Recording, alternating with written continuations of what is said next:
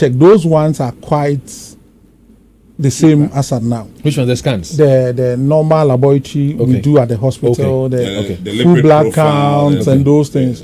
But the scans and the ones that we do outside, the bigger scans, the MRIs, you see those ones too, their problem too is with the inputs. Yes. The like inputs that they use for these scans. The films and all those things, they are all important. I paid almost 700 cedis for an endoscopy last year. Yeah. And even sometimes with this, like you are mentioning the endoscopy, you need an expert to come and do it for you. And that expert, moving him to come and do it for you, is cost to the... So Dave, you see another angle that is coming up. So, for example, you know the health, if it's in the public setup, it's relatively cheaper because of the HEFRA and the other regulations. You can't go beyond a certain threshold because ordinarily it's poor people. But when the hospital do not have that capacity and you move out, the private man doesn't care about HEFRA.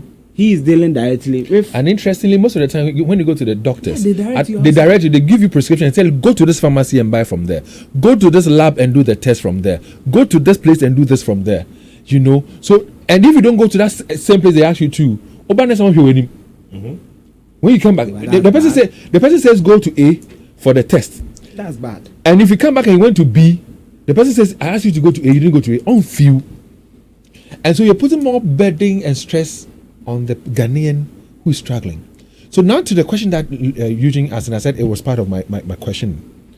How do we ensure that locally produced or manufactured medicines are done on a large scale so that it can be cheaper, efficacious and affordable to the Ghanaian? What ought to be done?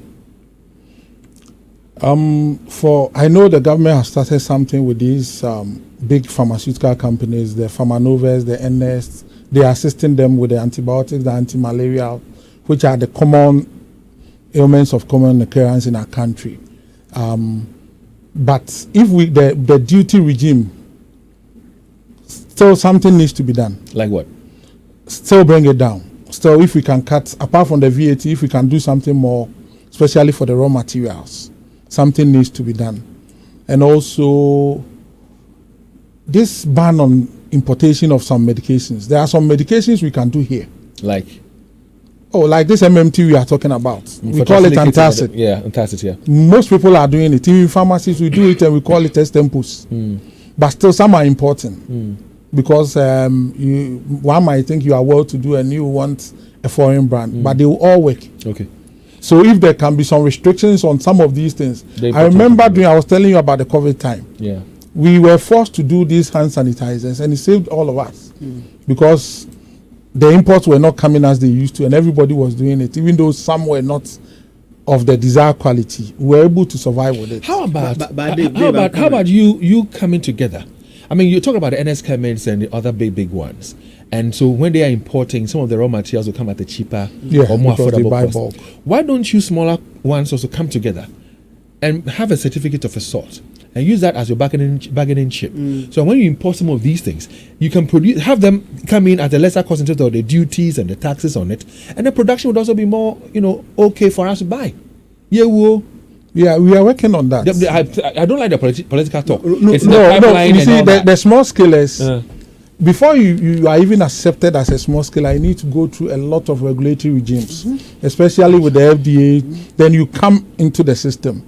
Currently, we have the Small Scale Manufacturers Association, and we have the Ashanti Regional Branch. We are about 5 or 6 for now. We hope to add up. There is a program FDA is organizing for us, I think the end of the month. We hope to lure more people into the system. When we're able to come together, then we can project. Even that one, if we project that we want to buy, let's say, a container load of galanicals, and we want to share, will some get the money? Because if we share and each person is to pay $5,000 now $5,000 will be around 75,000 Ghana cedis, if I'm not wrong. Then you need to fall on the bank, and apart from that, you also need to pay interest. And all that. So 2 things I was coming in here. 1, it means that we didn't take advantage of COVID. That's the first thing. And 2, how fast, when you produce these things, how fast is the FDA able to give you the various licenses, the various approvals? for you to go to the market? And also, does your associations give? Because there you see, you can produce. There's marketing outside aspect of all these things. How to even make the public know and all that. How is that structure like? Then the second bit will be what David said. Credit. Access to credit. Yes. When a pharmacy company writes a proposal to a bank that I want credit to produce like the MMTs you're talking about, how receptive are the banks towards some of these initiatives? Okay, let me start from the point where you started, Eugene. With the FDA, they are regulators. They just want to ensure you are doing the right thing. So from my experience with them, once you get it right, they don't have anything against you. They will give you the authorization to move on. But if not usually when you see the FDA not allowing them, it means there is something you are not doing right. So for the FDA, they are regulators. Okay.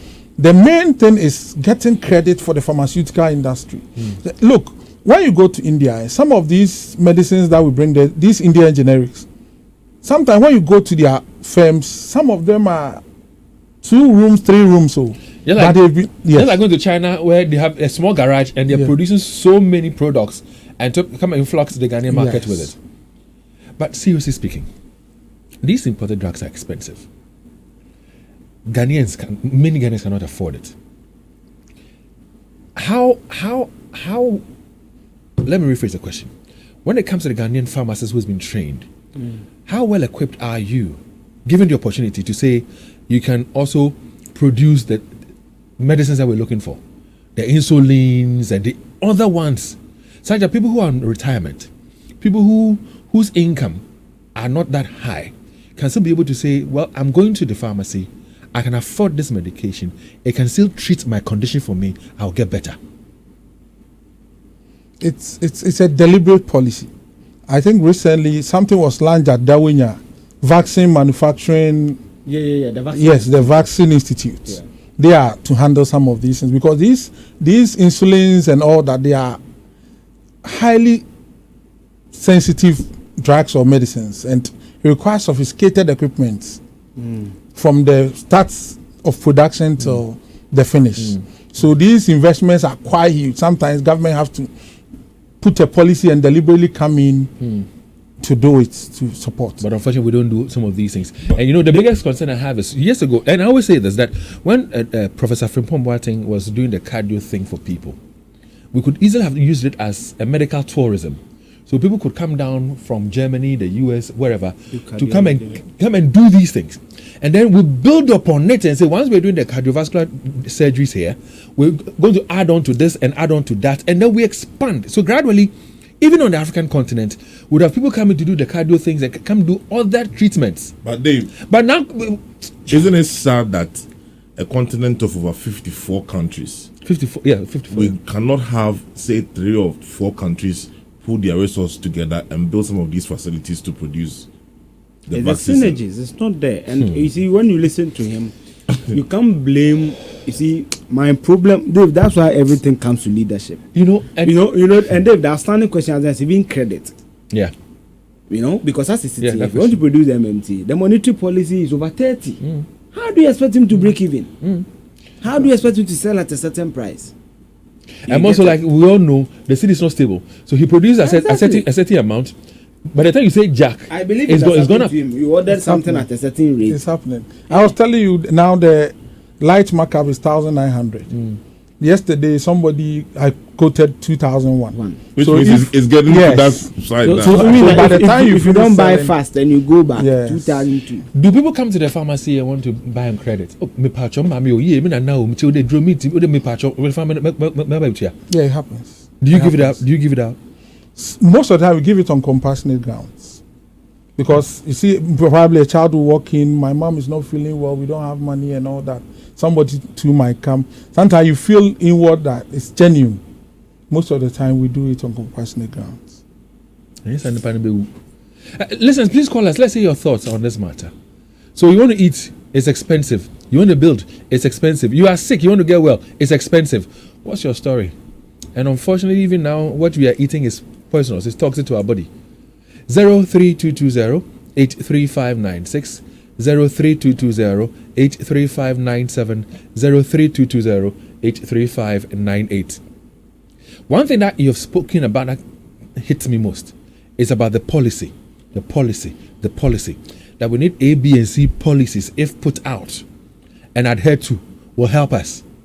And it should come from leadership, from our leaders. Initiate it then before. Because I believe Ghana, our pharmacy is strong. Because when you go to the Faculty of Pharmacy at the KNUST, you have students from all over Africa coming here. And now the pharmacy institutions are expanding. And also our FDA regulation is also strong. So we can take advantage of that and improve upon what we are doing. Our leaders, the point is, Fujifa, good day, good morning, Fujifa.